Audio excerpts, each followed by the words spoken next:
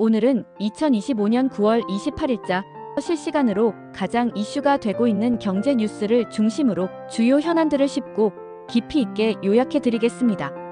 각 뉴스의 맥락과 핵심을 중심으로 여러분께 꼭 필요한 정보를 전달드리니 끝까지 시청해 주시길 바랍니다. 첫 번째 뉴스입니다.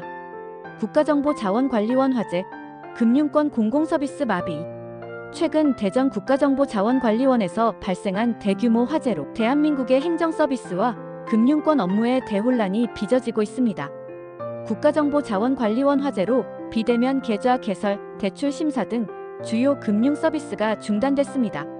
주민등록증, 여권 등 기존 본인 확인 서비스가 막히면서 실물, 운전면허증이나 9월 26일 이전에 발급된 모바일 신분증만 사용할 수 있습니다. 은행들은 창구 업무를 위한 대체 지침을 긴급히 마련하고 있으나 정부 전산망이 마비된 탓에 실물 서류 발급까지 지연되고 있습니다. 마이데이터 서비스가 끊기면서 비대면 신용대출, 주택담보대출 일부 상품 가입이 전면 중단된 상태입니다.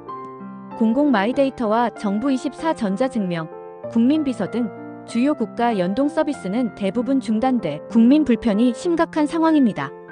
시중은행들은 필수 업무는 실물 서류 지참 후 영업점 방문을 권고하고 있습니다.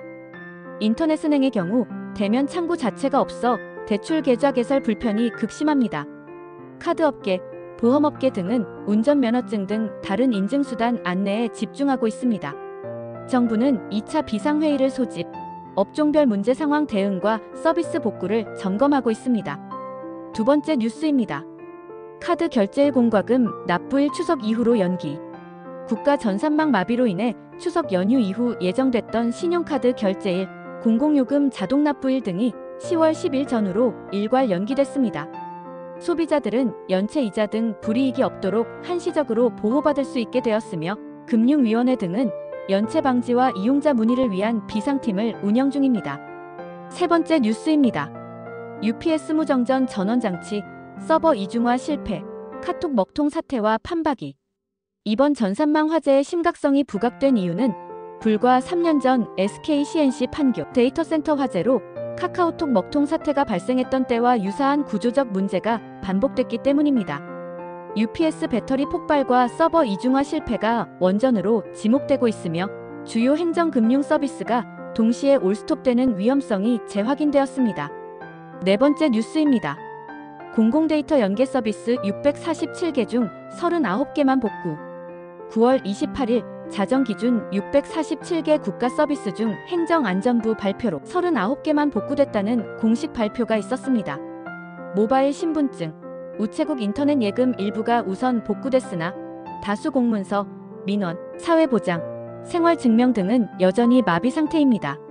민원 현장에서 즉시 필요한 전자민원 서비스, 대학 지원 등 일반 국민 생활에 직접적 피해가 불가피한 상황입니다. 다섯 번째 뉴스입니다. 이재명 대통령, 전산망 전수조사 및 재발 방지 대책 발표. 이재명 대통령은 국가 전산 시스템의 근본적 취약점과 이중화 부재를 강하게 질타하며 전 정부기관 전산망의 전수점검과 예비 시스템 구축을 지시했습니다. 국민 불편 최소화에 정부 역량을 집중할 계획임을 다시 밝혔습니다.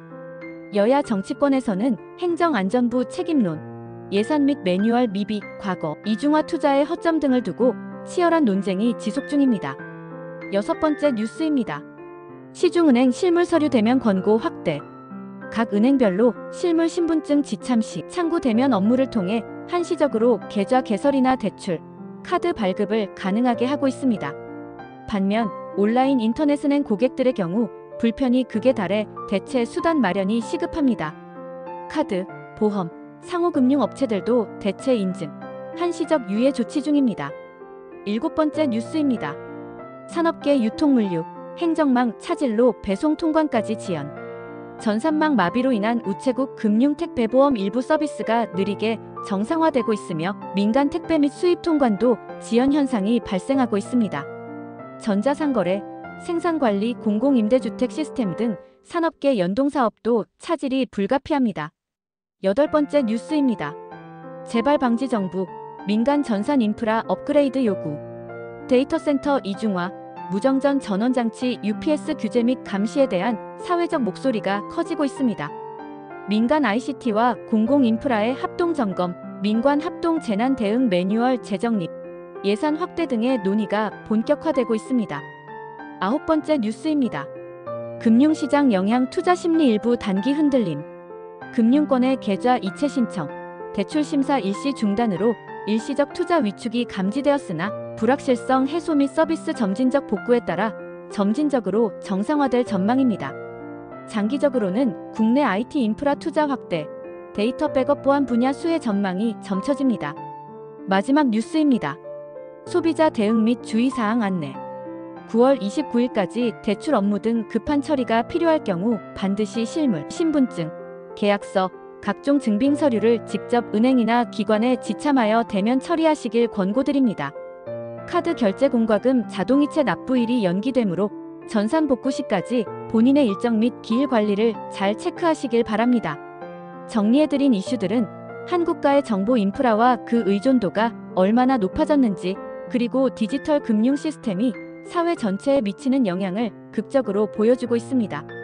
이런 위기는 단순한 한 번의 사고가 아닌 대한민국 전체의 정보 인프라와 경제 시스템을 근본적으로 점검하고 업그레이드하는 중요한 계기가 될 것이라 생각됩니다. 시청자 여러분께서는 본인의 금융행정 업무에 직접적인 차질이 없도록 업데이트되는 정부 발표와 은행기관별 안내사항을 수시로 확인하시기 바랍니다. 지금까지 금일 대한민국 경제 주요 이슈를 요약해드렸습니다. 더 깊이 있고 빠른 경제 뉴스로 또 찾아뵙겠습니다. 도움이 되셨다면 구독과 좋아요 부탁드립니다. 감사합니다.